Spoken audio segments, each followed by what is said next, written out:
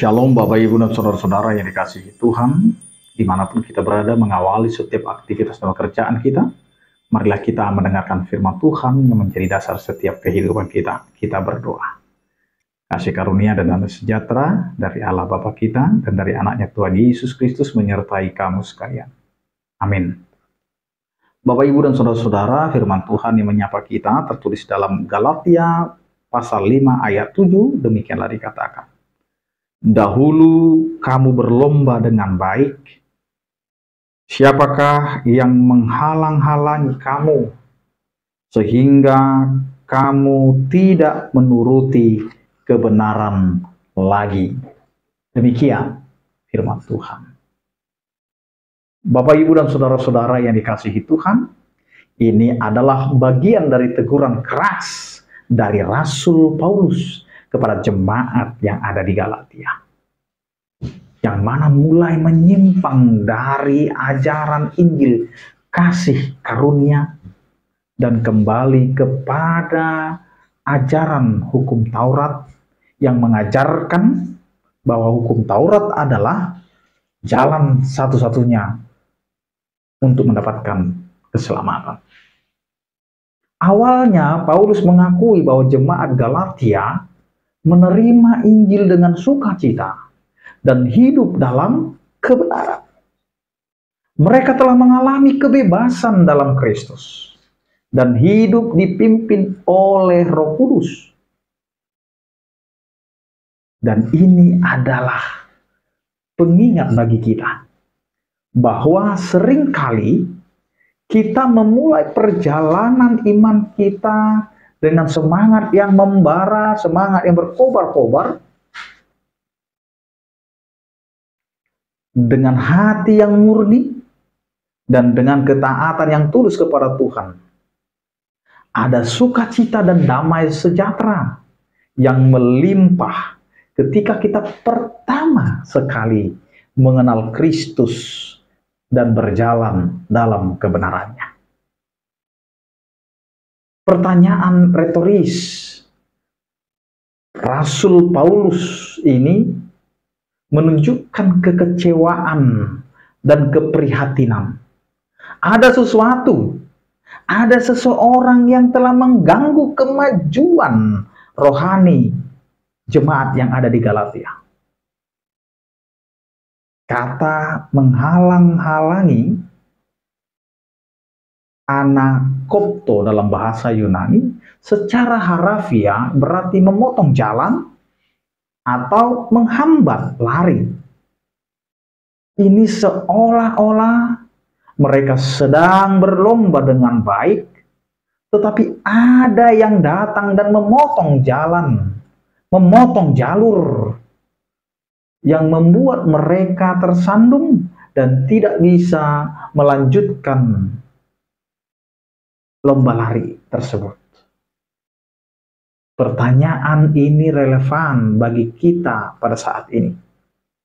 Apa dan siapa yang menghalang-halangi kita untuk terus menuruti kebenaran, menuruti firman Tuhan dalam kehidupan beriman kita? Ada 5 Bapak, Ibu, dan Saudara-saudara yang bisa kita lihat dari firman Tuhan kita hari ini. Yang pertama, yang dapat menghalangi kemajuan pertumbuhan rohani atau iman kita. Yang pertama, ajaran palsu. Seperti jemaat yang ada di Galatia yang diganggu oleh ajaran Yudaisme yang menekankan hukum Taurat satu-satunya jalan menuju keselamatan. Dan ini juga bisa menjadi pengaruh oleh ajaran-ajaran yang menyimpang dari kebenaran Injil yang ada di sekitar kita. Maka ajaran-ajaran yang telah kita terima hendaklah kita renungkan dan hidupi. Yang kedua, Bapak, Ibu, dan Saudara-saudara, adalah dosa. Dosa yang tidak dibereskan dapat menghambat hubungan kita dengan Tuhan dan membuat kita enggan untuk menuruti kehendaknya. Yang ketiga, keduniawian godaan dunia, pengejaran akan materi, kekayaan, popularitas, atau kesenangan dapat mengalihkan kita dan enggan untuk menuruti kehendak Allah, sehingga mengalihkan fokus kita dari Kristus. Yang keempat, orang lain. Bapak, Ibu, dan saudara-saudara, kita hidup bersama-sama dengan orang-orang yang ada di sekitar kita. Jadi orang lain terkadang inilah yang menjadi sumber tekanan, dan ini juga menjadi orang-orang yang dapat menghasut kita, yaitu teman atau bahkan keluarga kita, dapat membuat kita berkompromi dengan iman kita, sehingga segala sesuatunya bisa dibenarkan kalau sudah banyak yang mendukung. Yang kelima, diri kita sendiri. Diri kita sendiri yang selalu menimbulkan rasa keraguan, ketakutan, kemalasan, atau kebanggaan diri yang berlebihan, juga bisa menjadi penghalang untuk kita hidup dan bertumbuh dalam iman. Kita lihat Bapak, Ibu, dan saudara-saudara, akibat dari penghalang ini adalah ketidaktaatan terhadap kebenaran. Kebenaran di sini menunjuk kepada Injil kasih karunia Yesus Kristus yang membebaskan kita dari perhambaan dosa dan hukum Taurat. Ketika kita terhalang, kita cenderung menyimpang dari jalan yang benar, kembali kepada cara-cara lama, atau mencari pembenaran diri di luar dari anugerah Kristus. Ini adalah bahaya besar karena dapat merampas sukacita, damai sejahtera, dan kebebasan yang telah Kristus berikan kepada kita. Amin. Kita berdoa. Terima kasih Tuhan untuk penyertaan kasih setiamu yang memberkati setiap kehidupan kami.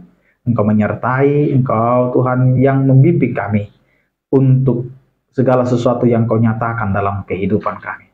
Sertai kami Tuhan sehingga kami dapat bertumbuh dan kami dapat bertahan di dalam iman dan pertumbuhan iman kami.